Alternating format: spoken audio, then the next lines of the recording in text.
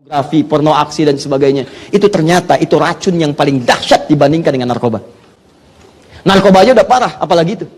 Di begitu seseorang itu melihat gambar yang tidak bagus, itu langsung ada bagian di otaknya itu, ya, tiba-tiba dia seakan menyala, memberikan kemudian dorongan, simpul tertentu yang seakan-akan nggak mau lepas dari itu.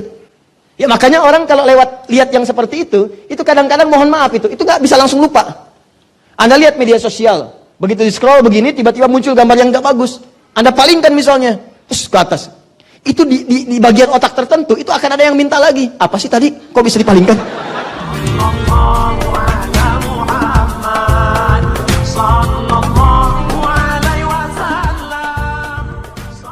Quran surah ke-24, An-Nur ayat 30 untuk laki-laki, ayat 31 untuk perempuan.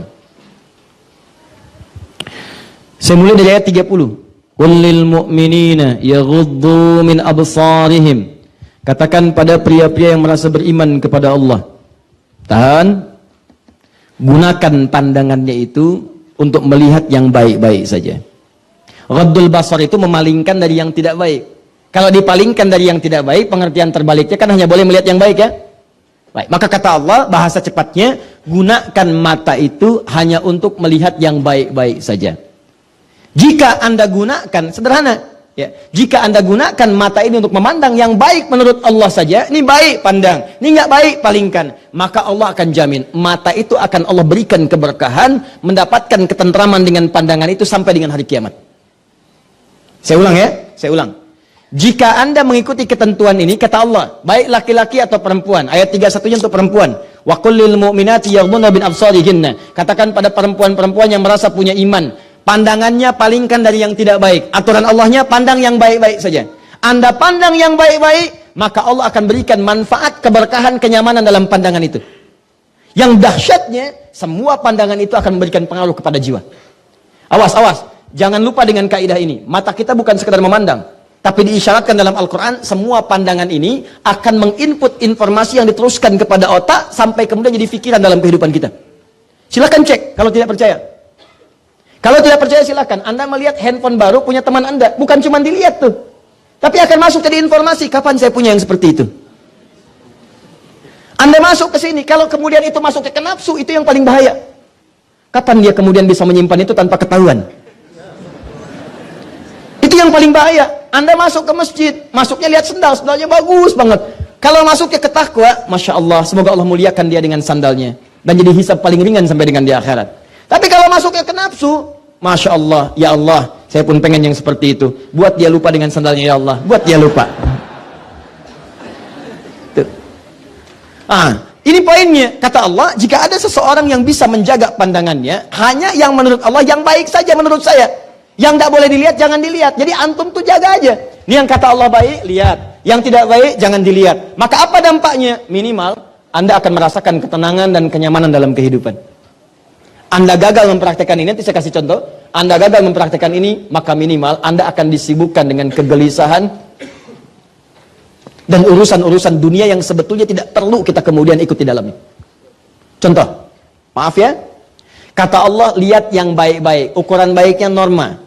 Gambar yang tidak baik, yang terbuka aurat, maaf, video-video yang buruk, yang mempertontonkan hal-hal yang, jangankan orang yang punya iman, yang tak beriman pun menganggap itu sebuah hal yang buruk.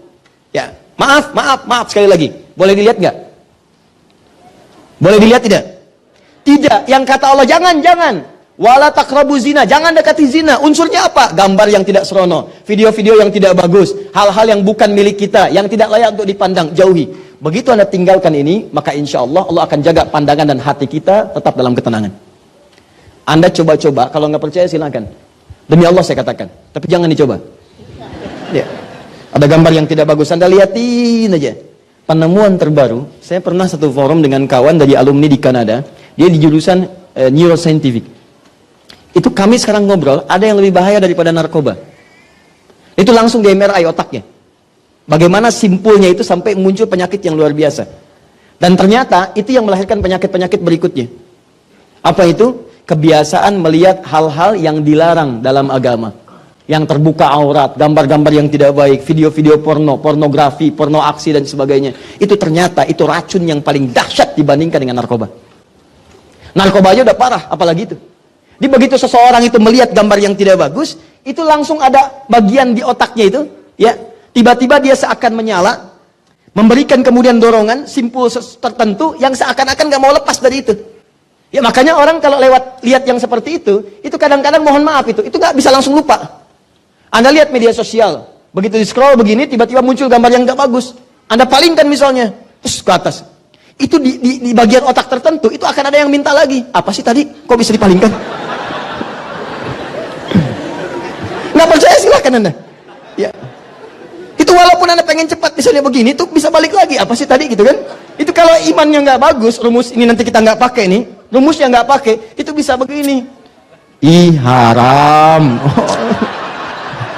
Kok bisa ya orang bikin beginian? Astagfirullah. Astagfirullah tapi dilihat. Paham?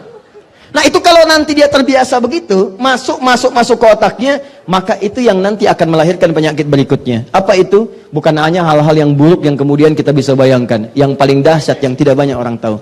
Itu nanti jembatan menuju perbuatan LGBT. Itu diantara analisis beliau. Kita pernah hadir di satu forum pengajian, teman-teman. Tiba-tiba begitu kami terangkan, ya, beliau terangkan secara ilmiah, saya bahas ayat Qur'annya, kita jelaskan baik-baik keseluruhannya, apa yang terjadi, demi Allah saya katakan. Begitu selesai pengajian, tiba-tiba 1, 2, 3 sub pertama, ternyata itu pelaku. Langsung cerita. Kita bantu, kita obati. Ya, bukan diekspos, kita obati. Obati pelan-pelan, diberikan dorongan, apa penyebabnya, ini dan sebagainya. Bahkan ada juga, maaf, yang menginspeksi penghafal Al-Quran. Tuh, Anda bayangkan. Ada yang masuk ke situ. Nanti lain waktu kita bahas ya. Jadi tolong jaga ini, ya ibu, bu, tolong di rumah tuh, ya anak-anak apa yang dilihat oleh mereka. Sekarang banyak film-film masuk kemudian tidak terkontrol, YouTube, lewat media sosial, lewat handphone, ya begitu dia buka, Anda kontrol nggak? Apa yang dia lihat? Dan itu yang jadi perilaku. Itu yang paling bahaya. Makanya orang-orang yang terbiasa melihat yang baik-baik kata Allah tuh, lihat yang baik-baik, orang ke pengajian. Lihat masjid, lihat acara yang baik, lihat misalnya kalau ada kartun tuh anak kartun yang baik-baik. Sekarang muncul banyak tayangan yang bagus-bagus. Untuk orang dewasa lihat yang baik-baik. Kalau Anda membiasakan yang baik-baik yang terlihat, itu ketenangan yang hadir di jiwa. Kalau nggak percaya, nih coba Pak ya.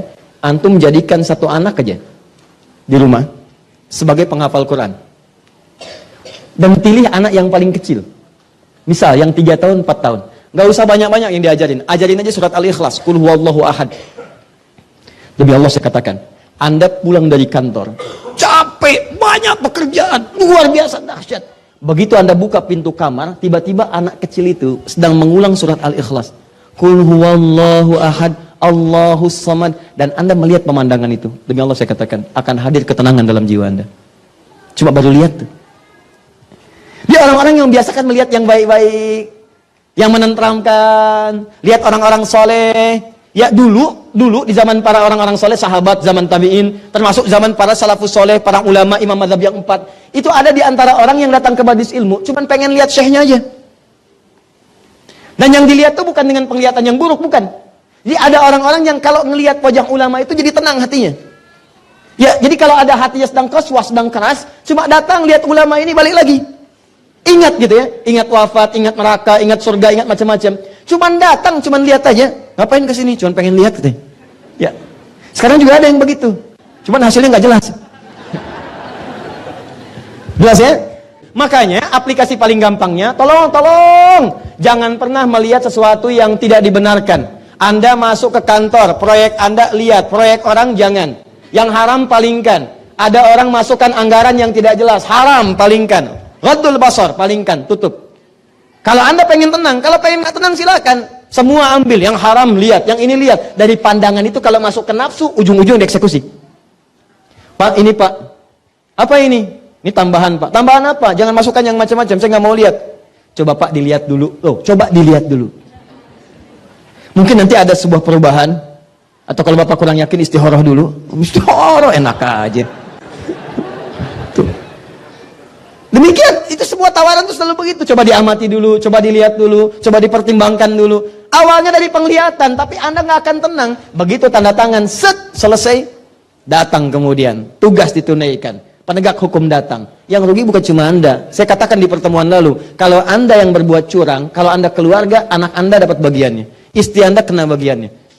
Kalau Anda belum berumah tangga, bapak ibu Anda kena bagiannya. Ya apa Anda mau nyusahin lagi? Ibu yang mengandung, yang melahirkan, yang merawat, memberikan ASI. Setelah Anda tumbuh dewasa, belum sempat memberikan bagian, sudah bikin susah lagi. Cobalah, saya sering katakan, kalau Anda ingin membuat yang haram, tolong pikir-pikir dulu. Karena bukan hanya Anda yang akan kena bagiannya. Jangan lupa subscribe, like, and share.